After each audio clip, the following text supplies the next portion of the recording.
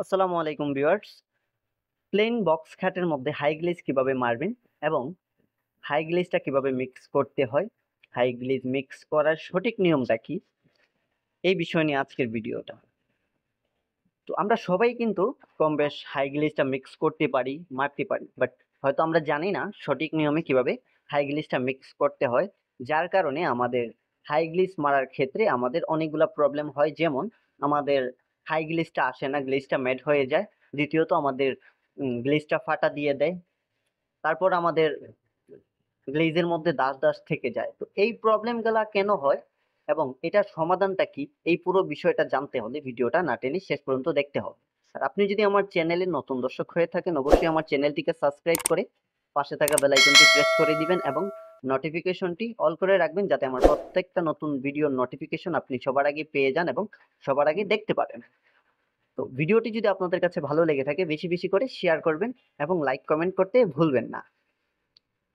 তো আমরা প্রথমত যে ভুলটা করে থাকি গ্লেজ মারার ক্ষেত্রে, তো গ্লেজ মারার ক্ষেত্রে আমরা গানের হাওয়াটা অতিরিক্ত হাই দিয়ে তারপর আমরা গ্লেজটা মারি, যার কারণে আমাদের গ্লেজটা বেশি হয় না, প্লাস দাস দাস থাকে। যে জায়গাতে মারা হয় এর পাশের সাইডেই কিন্তু দাস দাস হয়ে যায়, সম্পূর্ণ জায়গার মধ্যে হাই গ্লেজটা আসে না। তো আমরা যদি গানের হাওয়াটাকে মিডিয়াম করে মারি তাহলে কিন্তু আমাদের গ্লেজটা ঠিক মতো আসবে। এই যে দেখেন, আমি যে গ্লেজটা মারছি আমার গ্লেজটা কি হাই আছে। তো আপনারাও এরকম ভাবে হাই গ্লেজটা আনতে পারবেন যদি এই নিয়মগুলা মেনে কাজ করতে পারেন। তো ফিনিশিং দেওয়ার সময় আপনারা কখনো হাই স্পিডে কিংবা হাওয়ার ভলিউমটা একটু বেশি দিয়ে কখনোই আপনারা ফিনিশিংটা দিবেন না। হাওয়া মিডিয়াম, কালার সবকিছু মিডিয়াম রেখে, গ্লেজের পরিমাণ সবকিছু মিডিয়াম রেখে তারপর আপনারা একটু স্লো ভাবে ফিনিশিং এর কাজটা করবেন, তাহলেই আপনাদের কিন্তু হাই গ্লেজটা আসবে। দ্বিতীয়ত, আপনারা যখন হাই গ্লেজটা মারেন আপনাদের হাই গ্লেজটা প্রথম প্রথম দেখা যায় অনেকটা হাই, পরে দিয়ে ম্যাট হয়ে যায়। এই সমস্যার সমাধানটা হলো, আপনারা যখন কালার ফিনিশিং একসাথে করেন তখন কিন্তু আপনাদের এই হাই গ্লেজটা ম্যাট হয়ে যায়। আপনারা যদি কালার মারার পর শুধু সাদা টপ কোট মানে হাই গ্লেজটা যদি সাদা হাই গ্লেজটা মারেন তাহলে কিন্তু আপনাদের গ্লেজটা যেরকম আপনারা চাইছিলেন কিংবা 100% হাই গ্লেজটা থাকবে। আর যদি একসাথে কালার ফিনিশিং এর কাজ করেন তাহলে কিন্তু গ্লেজটা থাকবে না। তো তার জন্য আলাদা আলাদা ভাবে কালার ফিনিশিং এর কাজ করতে হবে। প্রথমেই কালার মারতে হবে, তারপর ফিনিশিং এর কাজটা শুরু করতে হবে, মানে গ্লেজটা মারতে হবে, তাহলেই কিন্তু আপনাদের হাই গ্লেজটা থাকবে। আর আপনারা যদি এই টপ কোটটা মানে হাই গ্লেজটা মিক্স করার ক্ষেত্রে যদি আপনারা এই ভুলটা করেন, যেমন ধরেন আপনারা থিনারের পরিমাণ বেশি দিয়ে দিচ্ছেন, তাহলে কিন্তু প্রবলেম হবে। আর সঠিক নিয়মে আপনারা কিভাবে মিক্স করবেন, তো সঠিক নিয়মে মিক্স করার জন্য সর্বপ্রথমে নিতে হবে টপ কোট মানে হাই গ্লেজটা নিতে হবে। হাই গ্লেজের পরিমাণটা নিবেন আপনারা 1 লিটার।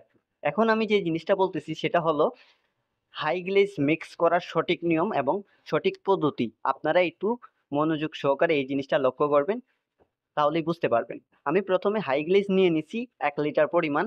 আর হাই গ্লেজটা মিক্স করার জন্য এরকম একটা পাত্র নিয়ে নেবেন, আপনাদের যেটার মধ্যে সুবিধা হয় এরকম একটা পাত্র নিয়ে আপনারা হাই গ্লেজটা মিক্স করবেন।